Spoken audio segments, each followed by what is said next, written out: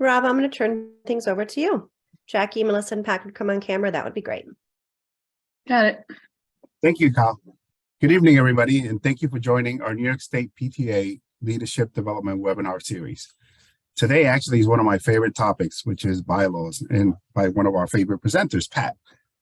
Jackie Wilson will do the intros and take us. Jackie Wilson is our leadership development training specialist, and she will take it from here. Thank you. Okay, Rob, thank you so much. Welcome, everyone. And I've just lost my train of thought. I apologize. Yes, so this is our series of webinars that we usually do on a monthly basis, Bylaws Wizards 101. And I'd like to introduce Melissa Cancro, Designated Officer for Bylaws, who will introduce the presentation and our speaker. Melissa? Hi, everybody. Welcome. I hope you guys are all preparing for whatever snow event we're having or lack of snow we're having. But thank you all for taking time out of your evenings and away from your families to be here. So we're doing Bylaws Wizard 101 for units and councils with Pat Arcetato. And forgive me, my cat is making a scratching noises in the corner, so just ignore any sounds. But Pat Arcetato is our bylaws coordinator for New York State PTA, and she is the one that keeps us on track. I get the privilege of sitting between her and the parliamentarian, which is a really good place for me to be, but she keeps us on track for bylaws. And Pat has been the coordinator for the last 2 years.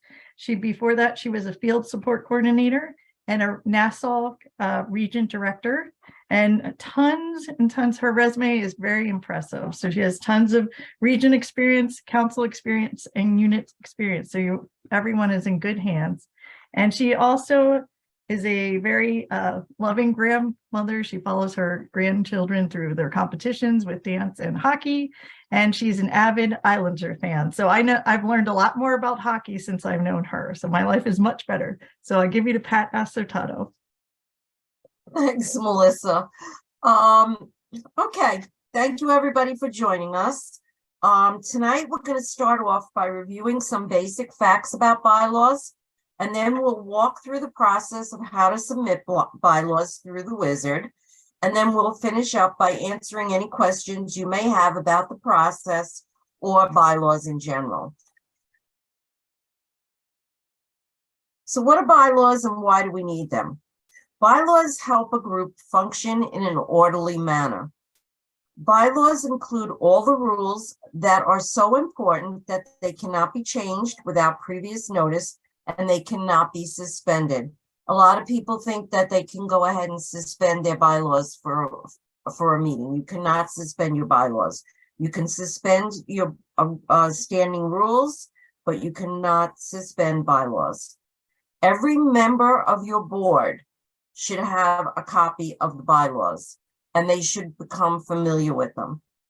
Bylaws must be updated at least once or every 3 years for a unit or a council to remain in good standing.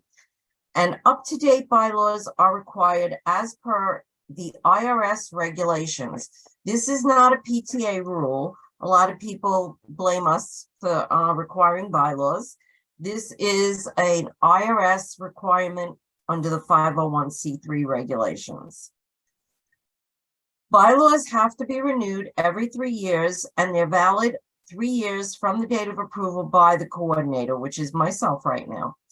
Depending on when they are submitted and approved, they'll expire 3 years later, either on January 1st, April 1st, July 1st, or October 1st. They can be reviewed at any time, and they can be resubmitted. If you want to change something within that 3 years, you just go back, you go through the whole voting process, which we'll discuss later on, and you just resubmit them through the wizard the exact same way you submitted the original ones.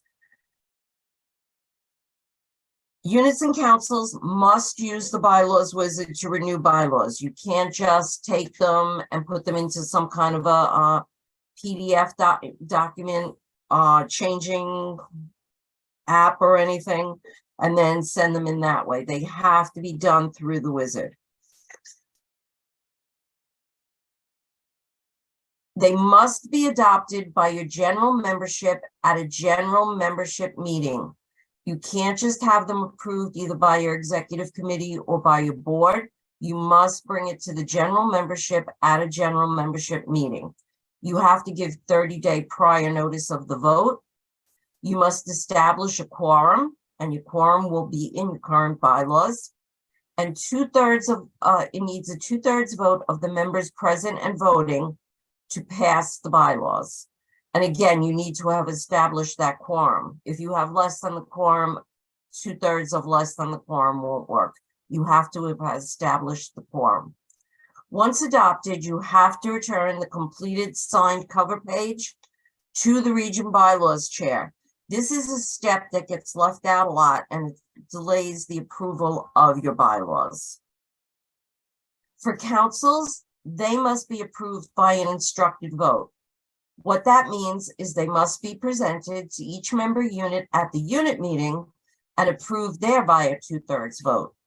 Then at the council meeting, they must be approved by a 2/3 vote of the member units present and voting. And for an instructed vote, it's 1 vote per unit. So each unit will designate one of their representatives, either a delegate or the president, to vote for their unit. And you only take 1 vote per unit. And once adopted, again, you need that cover page to be sent, or it holds up the whole process. So why do your bylaws need to be up to date? If your bylaws are not up to date, they cause your unit or council to become not in good standing with New York State PTA and National PTA. Your unit and council will not be eligible for PTA grants, awards, or scholarships. You won't be able to participate in programs such as PARP and Reflections. You won't be able to submit a resolution or send members as voting delegates to convention. And unit delegates and presidents will not be allowed to vote at council meetings. So it doesn't just negatively impact your organization as a whole, but it can impact your students, your members, and your staff. So in order to renew your bylaws, you need to check your bylaws expiration date. If they are expiring within the next 3 to 6 months or already expired, as we have a number of those, it's time to get started on the renewal process. You're going to form a committee of 3 to 5 members to review your current bylaws. They should review the bylaws within the parameters of only what they are allowed to change within the wizard. Other changes outside those parameters cannot be made. Be sure the committee has a copy of steps to updating bylaws and the bylaws wizard instructions. These 2 are new. They have been updated and they can be found at the New York State PTA website homepage at www.nyspta.org. You're going to click on the Leaders tab, and then you're going to go to the Bylaws Procedures. And this is what it will look like. So you're going to go here, you're going to go to the Bylaws Procedures, and then it's going to bring you to this page, and you're going to click on the Bylaws wizard. Normally, I would go into it and do a sample wizard, but I figured for this presentation, it'll be easier to just go through the slides. So this is the first page you're going to see. It's going to show you enter your New York State PTA unit or council code. So you're going to find that on the front of your current bylaws. This page will also be the same for councils, unit and councils. This page is exactly the same. The next page, you're going to enter the first and last name and email address of the person that you want the bylaws, the draft, and the final copy to go to. If you are not that person, make sure you put in that person's name, because many times we get calls and they say we never got a copy of our bylaws. And when we check the name of the email address, it's somebody who is no longer involved. It's somebody who just put them into the wizard, but then stepped away. So make sure the person whose name, first name and last name and email address go here is someone who's going to be getting the draft and the final copy once they're approved, and won't be someone who'll be leaving or stepping away. So bylaws and amendments. The amendment process has changed. It used to be on this page, you would have an option to select new bylaws or amendment. Now all bylaws are entered as new. And there is an advantage to that because if you make a change to your bylaws within the 3 years, say you approved them last year, but now you want to change something and you want to amend them, you're going to enter them as new, and your bylaws expiration date will be extended 3 years from when we approve that amendment. So everything is new now, and that applies to both units and councils. And I can't specify enough to be sure to read all the instructions on renewing your bylaws before you start the wizard. The next page that'll come up is unit information, and it'll show you here the name of your unit, your national PTA number, your federal tax ID number, and your New York State PTA tax exempt number. Here you want to check off whether this information is correct or if it's not. If for some reason any of these items are not correct, you're going to click on the no button, and then the second screen will come up that asks you to explain what corrections are needed. This way, when it comes to us, we will see, and it will flag to us that something is not right with any of those items. However, if a name change has happened, this is not where you change the name. That's a whole separate process, and you need to contact your region bylaws chair or your region director in order to do that. That's a whole nother process where we need to notify the IRS. And there are a number of steps involved with that. We need minutes of the meeting where they voted to change the name. If the name is changed because the school name is changing, that's not an automatic name change for your PTA. Your unit still has to vote to do that. And like I said, totally different process.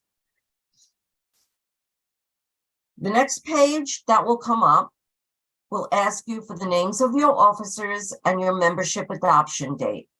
Now, if you're entering these so that you have a draft prior to your membership adoption date, you can leave that blank, but be sure that you enter the president and the recording secretary's information. If you have a recording and a corresponding secretary, it's the recording secretary's information that you're going to put in there. Make sure also make sure that all your officers are entered correctly on Member Hub, because we cross-reference that to verify the names that are here. So if you haven't entered your member officers in Member Hub, or if by some chance an officer has changed since you first entered it to the time that you're doing the bylaws, make sure that the names are the same so that when we go to verify that. And again, all these pages will be the same for the council up to this point. The next page you're going to see is your dues information. You're going to fill in the annual dues of your association. Remember that each member's dues must be at least $4, and you must fill in an amount of at least $4 for each of the choices. I also want to remind you that additional family member is not a family membership. An additional family member is how much each additional person in a family will pay. Be aware that the new dues do not go into effect until the bylaws have been approved by New York State PTA. Once the bylaws coordinator is approving them, I will go into Member Hub and I will adjust the dues amounts as of the date of the approval. And again, you can have them all the same amount, you can have them different amounts. That's up to your unit, and again, that's by a vote of the unit. There's discussion about possibly national raising their dues. So if that does happen at the National PTA Convention, $4 will no longer cover what you will owe to the state and to National PTA. So be sure to pay careful attention to that. Maybe take that into consideration when you're determining what dues to set for the future. And again, you won't see this page on a council bylaws because they don't have members and dues. They have member units. Your president structure. Here you're going to choose the president structure, whether you have president, co-presidents, or presidents and president-elect. If you choose the president and president-elect structure, your unit will never vote on any candidate for the office of president because it will be an automatic. You'll elect a president-elect and the other officers, but you will never elect a president because the president-elect will automatically move into the president's position. And again, this page is the same for council as well. The next page is your vice president structure. You're going to enter the number of the vice presidents, and then you're going to designate the vice president structure. And the different structures are by designated order, which means that your vice presidents are numbered the first VP, the second VP, etc. Or by job title. You could have a vice president of legislation, a vice president of membership, a vice president of fundraising, however you decide to name your vice presidents. Or you could select at large. At large, the order and duties are determined in accordance with your unit procedures. And if you have only one vice president, select the option for one VP only. And if you have no vice president, you're going to select the no VP option or enter 0. For the secretary, PTA units can have either a single secretary or a recording and a corresponding secretary. So on this page, you're going to decide what you're going to designate, whether you have one or whether you have 2 recording and corresponding. Now, you'll note when you go through these officers, there's no page for the treasurer. You will not enter the treasurer because that is a required position that has no options for a structure. You cannot have co-treasurers. You can only have a single treasurer. So it will automatically be added to your final document. The next page will set your office's term, and you have to select one of 2 options. The first option is that officers may serve for a maximum of 2 consecutive 1-year terms or 1 2-year term. So for 2 consecutive 1-year terms, you would have the election. They would serve for a year. They would be eligible to be elected for a second term. If you have 1 2-year term, when you hold the election, the person will serve for 2 years and they are done in that position. They cannot serve for another 2 years in that position. No one can serve more than 2 years.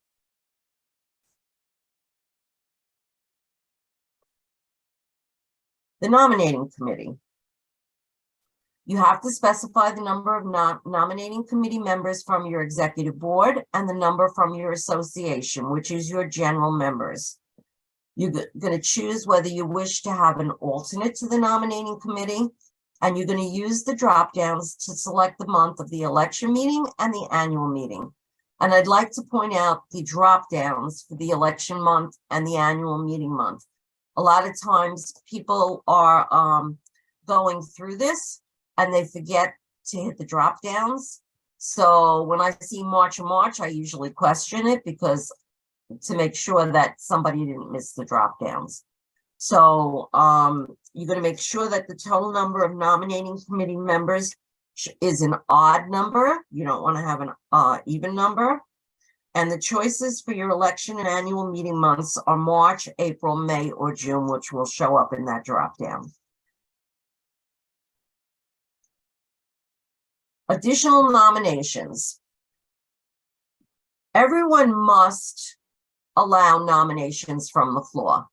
It's not an option to say, oh, we're not going to let anybody run from the floor. We're just going to do we're going to vote for what the nominating committee presented. You must always allow nominations from the floor. What we're asking for here is if you want to require that prior notice be given. So if you check yes under additional nominations, that will add a clause that says additional nominations may be made from the floor, provided the written consent of the nominee has been secured and the chair of the nominating committee has received notice at least 2 business days prior to the election meeting. If you do not want to require notice and you want to allow anybody to get up at the meeting and say they want to run from the floor, then you check no that you do not wish to require prior notice. But you cannot deny anybody the right to run against any nominated candidate. The nominating committee chair should always advise the president and the secretary that there's going to be a nomination from the floor ahead of time so the secretary can prepare the ballots if you have the option of nominations requiring prior notice. And that always helps the unit to plan for the election. So I always recommend that you put that in so that you can plan and you'll know if you need to have the ballots ready. The next page that comes up is to choose when the nominating committee will publish its report. And on this page, you have 2 choices. It could be 1 month prior to the meeting or 2 weeks prior to the meeting. The next is you're going to specify if you want any additional members to your executive committee. And the only person you can have as an additional member to your executive committee is your immediate past president.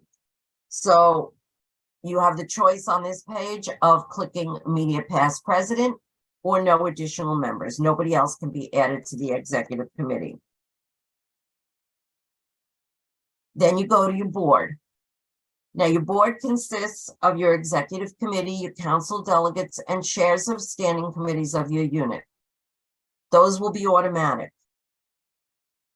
You can then add to your board the immediate past president, the principal or other administrator, teacher liaisons, a parliamentarian, a student rep, a historian, and in the case of SEPTAs and central PTAs, directors or building representatives. And again, SEPTAs, SEPSAs, central PTAs are the only ones that can add that. If you put that in and you're an elementary unit, you're going to get a phone call from myself or your region bylaws chair saying we have to remove that. So you can't have that. And then if you've already added the immediate past president to the executive committee, the wizard will not allow you to enter them here because you've already added them to the executive committee, which by being part of the executive committee, it automatically makes them part of the board. If you have not added them on the executive committee, then you can add them to the board here.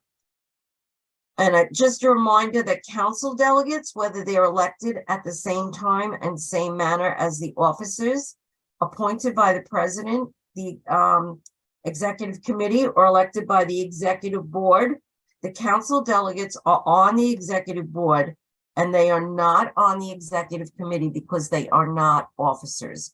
They just can be elected at the same time and in the same manner, but that does not make them officers. If the PTA is the member of a council, you're going to key in the number of the delegates to council, and you're going to get that number from the council bylaws. The council bylaws will dictate how many delegates you are allowed to have from your unit, and they must match. And though, again, though delegates are elected at the same time as the officers, they're not officers. And then you're going to choose how they're going to be elected or selected. You can either have them nominated and elected at the same time as the officers. They can be appointed by the president. They can be elected by the executive board. And if you're not a member of a council, you will just go past this. You will click not applicable and you will go past this. So now the council wizard, there's a few things in the council wizard that are a little bit different from the unit, but mostly the format is the same. So the council dues structures. Councils collect dues from the member units. And this is where you'll see the first difference in the council wizard. You're going to see that the dues come from the unit, and you can choose to have the same dues for every type of unit, or different dues for each type of unit. So you may want to have a different set of dues for elementary, secondary, and SEPTAs. You may want to allocate different amounts.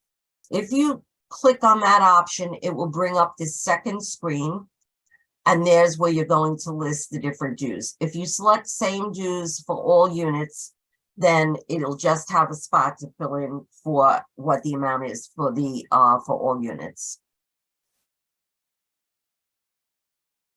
The next thing is if you want to have the delegates, the number of delegates be the same no matter the type.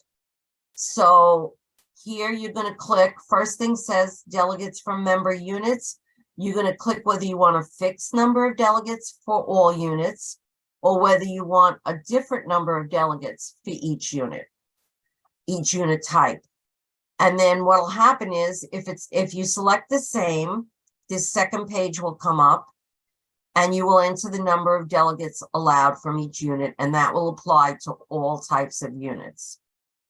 If you choose the option to have different delegates for each unit, different number of delegates for each unit type, then this will be the second page that will come up. It will say variable number of delegates, and you will specify the number of delegates for elementary, secondary, and SEPTA.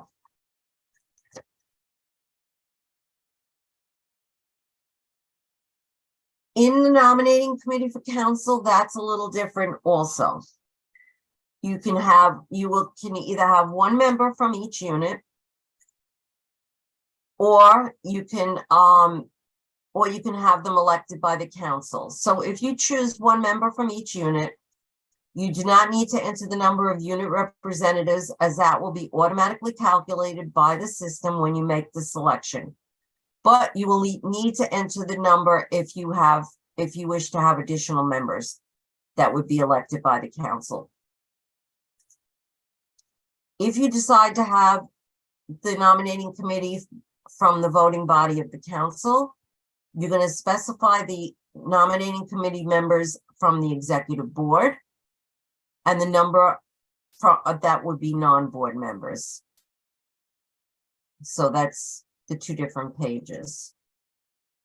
For your executive board on a council consists of the executive committee and chairs of standing committees of your council. You may want to include possible additional members. You have the choice of the president of each member unit, immediate past president, council delegates, superintendent or the designee, teacher liaisons, parliamentarian, school board liaison, or historian. And just a reminder, if you put a parliamentarian on your board, they are a non-voting member of your board. So you can select one of these, you can select all of these, you can select a few of these. Just don't make your board too big, because then that affects your quorum.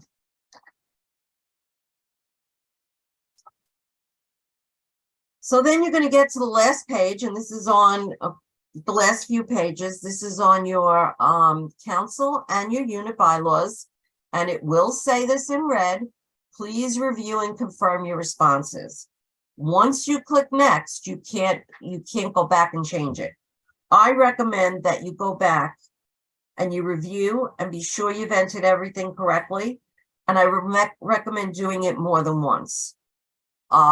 Because once you generate these and you hand them out to your members as proposed bylaws and you vote on them at your unit meeting and there was a mistake in there, you then now have to go back and revote, and it's not something that we can just fix. Because if they were handed out with the error in them, that's what everybody's voting on. So once you click finish, a copy of the document will be emailed to the address you provided. Review the document that was emailed to you immediately. Make sure, again, that there's nothing that needs to be changed. If there is, please email or call your region bylaws chair, and they can make the necessary changes for you as long as you haven't already voted on them, and they can resend you the new draft copy. Don't go through the wizard a second time. I can't tell you how many times people do that, and we've got 3 and 4 different versions. If you've already hit submit and you find a mistake or there's something you want to change, call your region bylaws chair. And then once approved by region and the state, you'll receive the approved document by email to the person who completed the bylaws through the wizard. You can save them electronically, and then you can print them and have them available for your members. And again, make sure that you send your signed cover sheet to your region bylaws chair. And if not completed within 6 months of the time that you've submitted them into the wizard, the bylaws record will be deleted and you'll have to start over again. So on the New York State PTA website, you can find some helpful links. You've got steps to revising your bylaws. You've got unit bylaws wizard instructions, council bylaws wizard instructions, and that's also where you'll find the unit and council name change process, should you need to do that. And then your region bylaws chairs are listed here for each region. And now that I've bored you to death, anybody have any questions?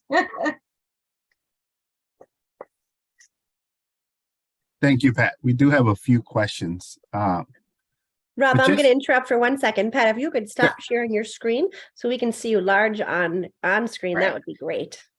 Perfect. Thank you. Thank you, Kyle. Just, Pat, can you just run the sequence over again, just at a very high level? After the bylaws committee, doing a draft, at which point do the councils or units send the drafts for approval by New York State? Okay, so once they enter it into the wizard and click finished, it automatically goes to the region, into the region queue for the region bylaws chair to review, and they will receive a copy of it. Now, there's a couple of different ways they can do it. Some units choose to present the proposed changes to the bylaws before they actually put it into the bylaws wizard. Others want to have a draft to be able to hand out. Either way is fine. The only thing I recommend is that when you do approve your bylaws and you take the vote, that you list in your minutes every change that was made from the previous bylaws. Even if you are adopting the bylaws as presented, you've given out the draft, it's still a good idea to put it in the minutes, because sometimes even when that happens, they, again, in the situations where the draft has been given out, it wasn't reviewed carefully, now it comes to us and we check to verify, okay, these are all the changes that your membership voted to approve. And we will contact you to check that, to make sure that all the changes that we see in the bylaws were voted on by the membership. And someone will say, and it happens more often than I care to say, they'll go, oh no, we didn't mean to change that. And then when we look at their minutes, it says the bylaws were approved as presented.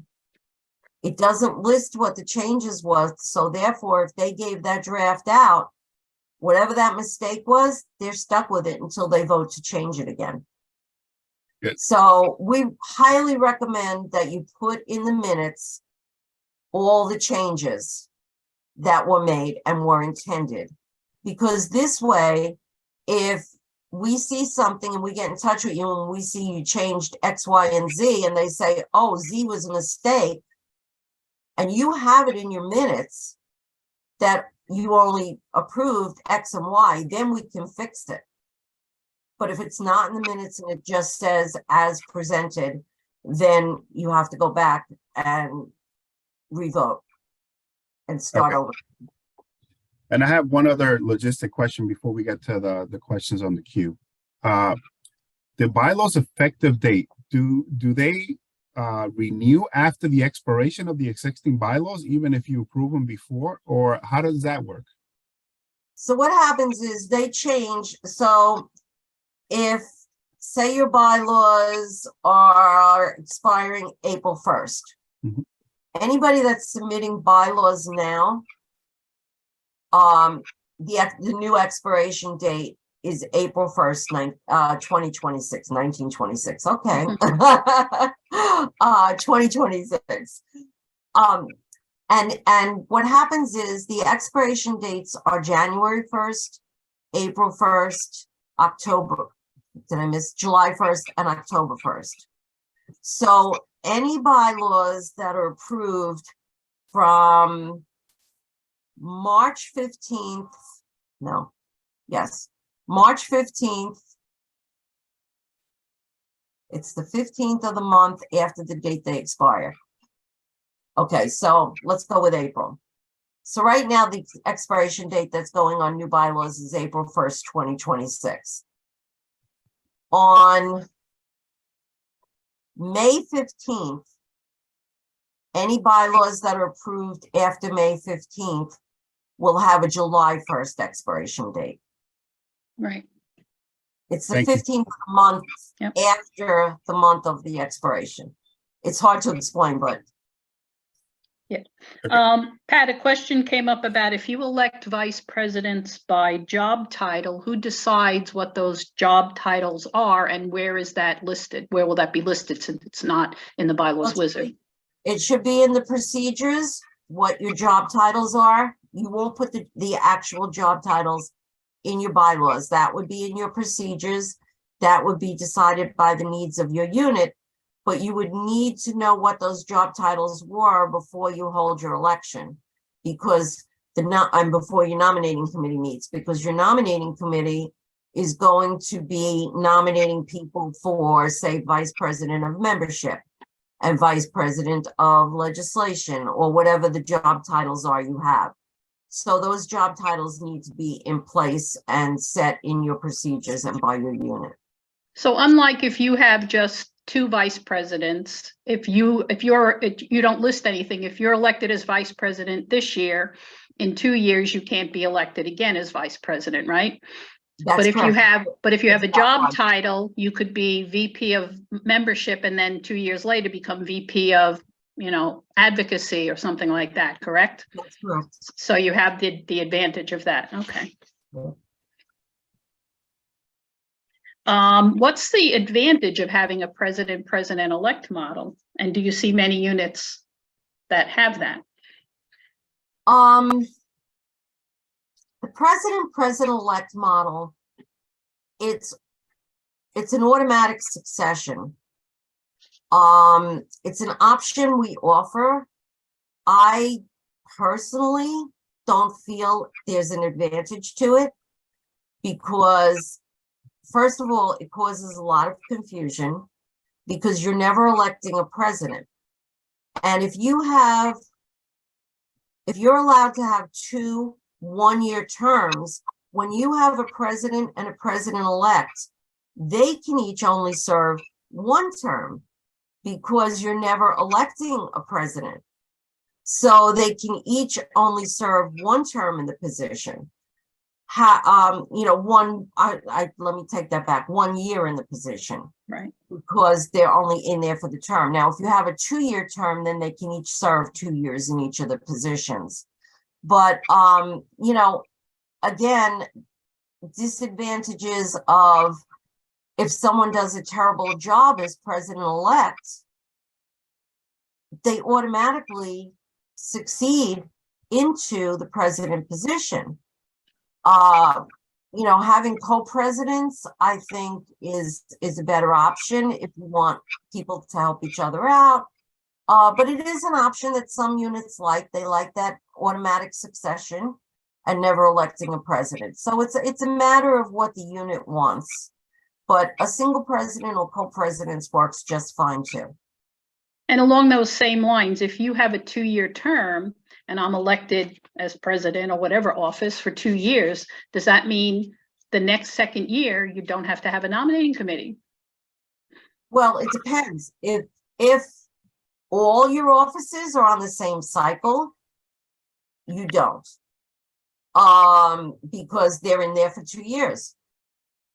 However, if some of your officers are on different cycles, you may have your president is starting the second year of their 2-year term, but you have a vice president that just finished their 2-year term. You have to have a nominating committee for the positions that would be coming open.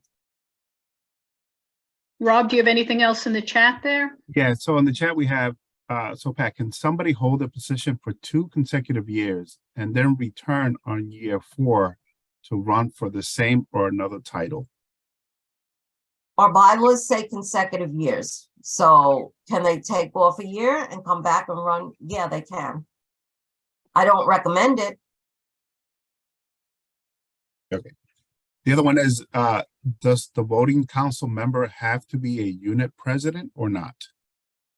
Unit presidents, no, unit presidents are automatically represented. They represent the unit at council. So you've got your president, and then your council bylaws designate how many delegates you have. The delegate is different than the president. So a unit is always represented in the council by their president, and then there are delegates, which the council decides how many delegates from each unit. Okay. And this one, I know this one happens fairly, I would assume. If the designated council delegate is unable to attend the meeting, can an alternate member from the council board attend and cast a vote on their behalf or on behalf of the unit? Again, that would be up to your unit and council procedures. What your unit and council allows. Normally the council will request a list of your delegates, and those should be the only people that can vote. But especially if they're elected, you can't substitute somebody else. But I would say that would be something that your unit or council would decide whether they would let someone vote in place of someone else. But theoretically, it should be the person who is designated as the delegate. The other one is, I mean, it might not necessarily apply to bylaws, is more generic. What is the difference between PTA, PFAs, PFOs? Are there different bylaws for each one? Kyle? Yeah, I didn't think it was.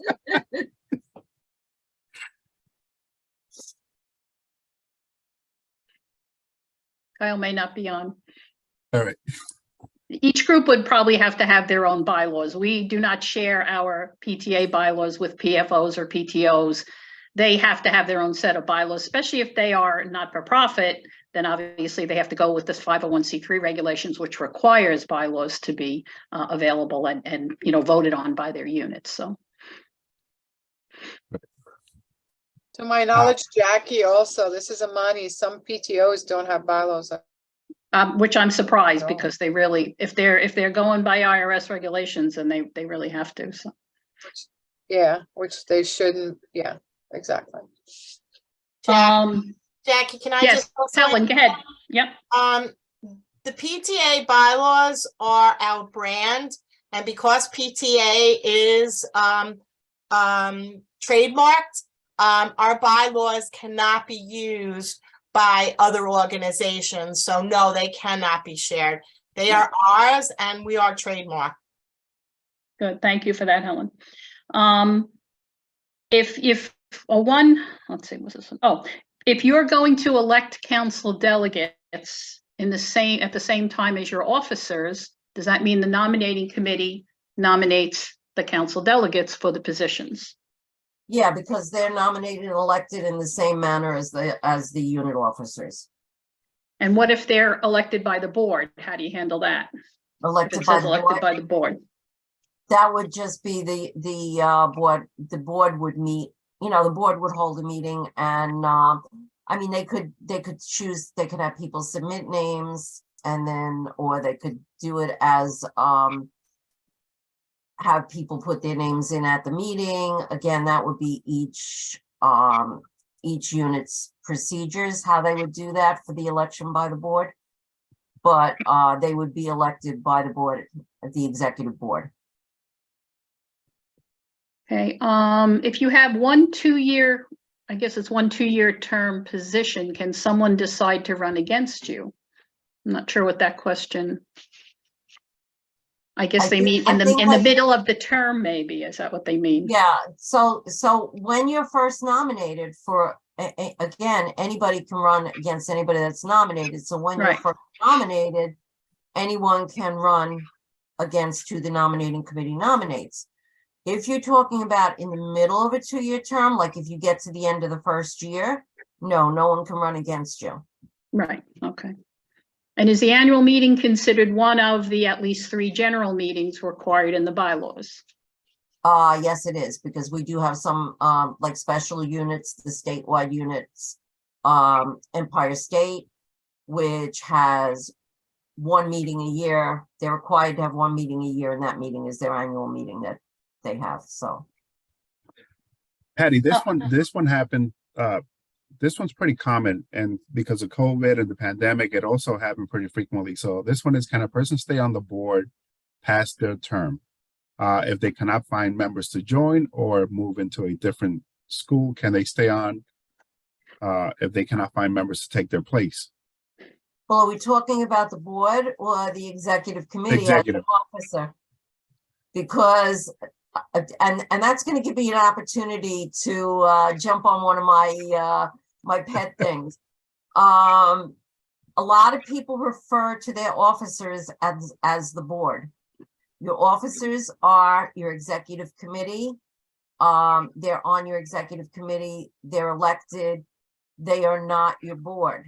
That's your executive committee. Your board is your executive committee plus your chairs and your council delegates and the people that you designate, whether it's a principal, whatever, that's your board.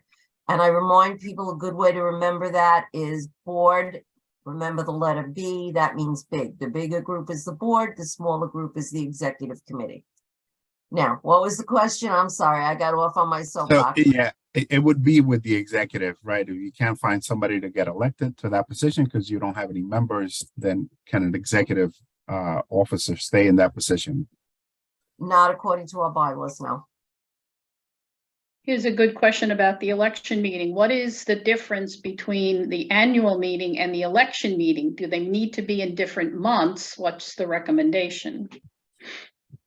They don't need to be in different months. They can be in, you could have the election in March and have your annual meeting, which is basically your end of the year wrap-up meeting where people give their final reports.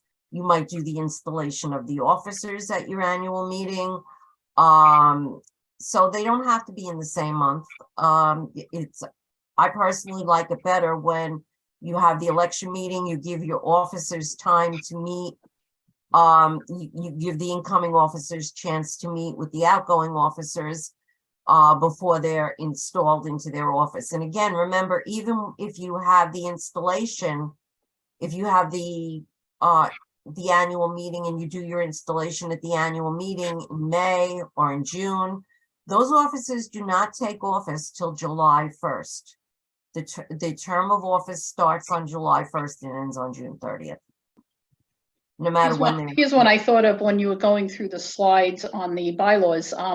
Who should you delegate to actually input the information? Is there any designated person that should do it? Is it the bylaws chair, the president? What would you recommend?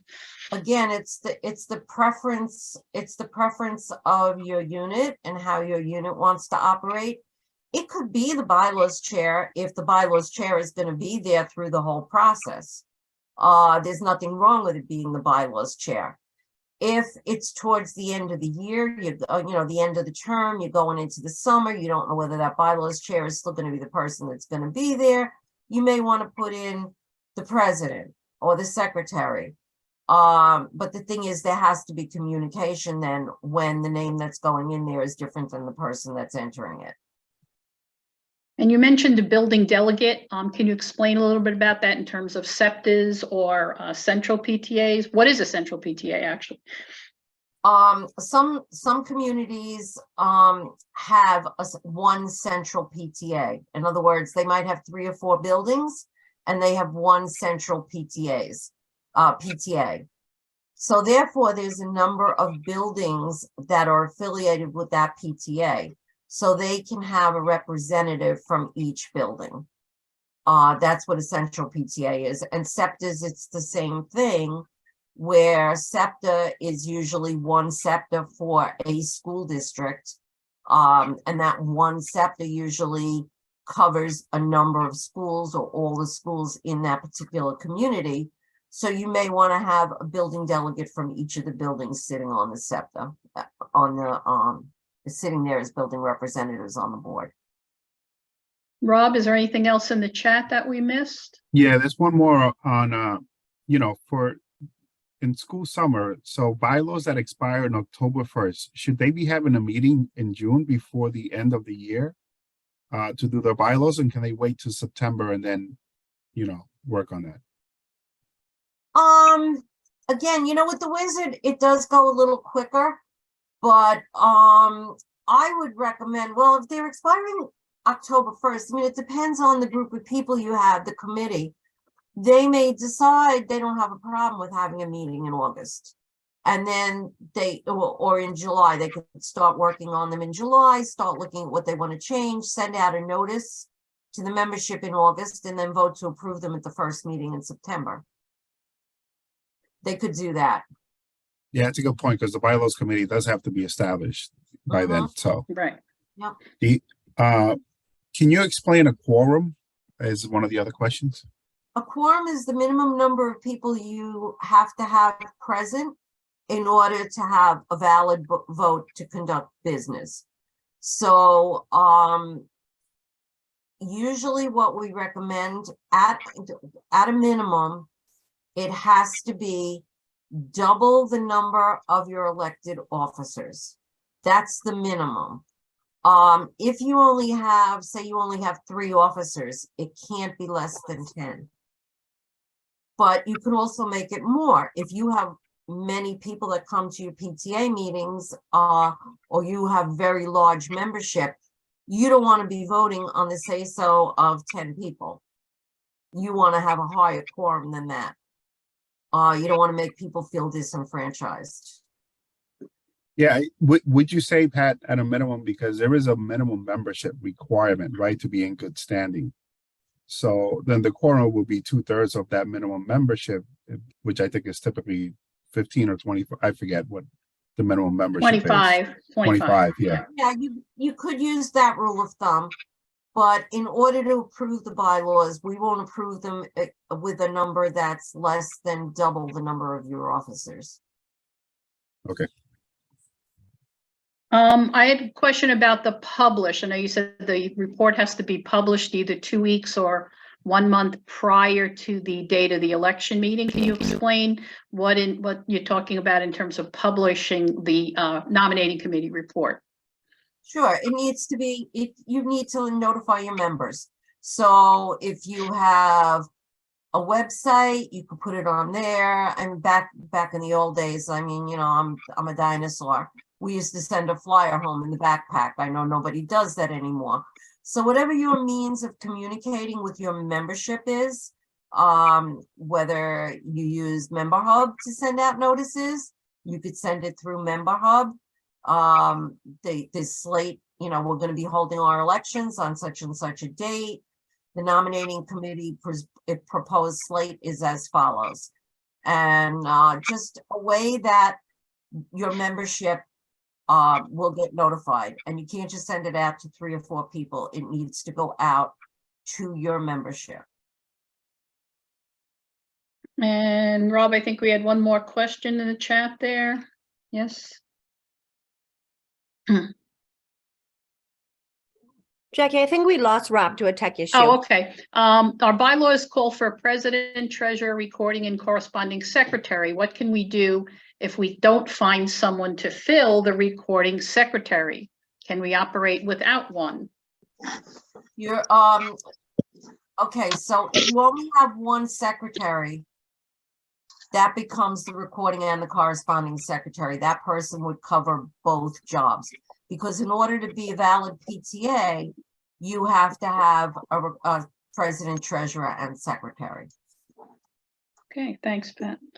Last call for any other questions. We did put in the chat that this presentation will be available on the website in a couple of days under the leaders tab under our training materials.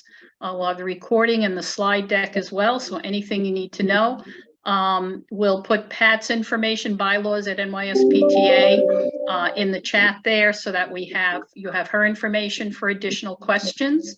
And as always, she is always available for any questions you might have on bylaws. And your region bylaws chairs. Your region bylaws chairs are also very helpful in answering many of your questions as well. And if they can't give you the answer, they will certainly refer you to Pat or get Pat to come back with the answer. So please use them as a good resource.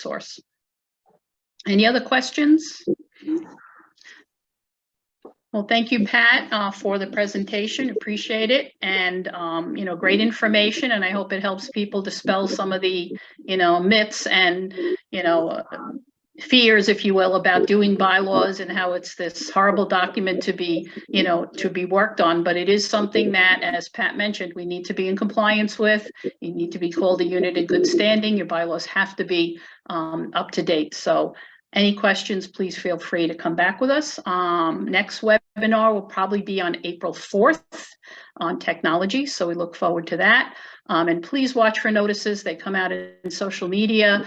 They are also in the PTA Connection, which every member receives via email. So if you wish to register for that, that will be coming up probably in the next week or two. Pat, any last words?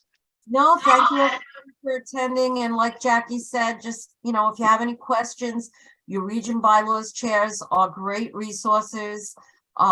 Reach out to them, reach out to me, and anything we can do to help you. But as you saw tonight, literally in 15 minutes, you could update your bylaws.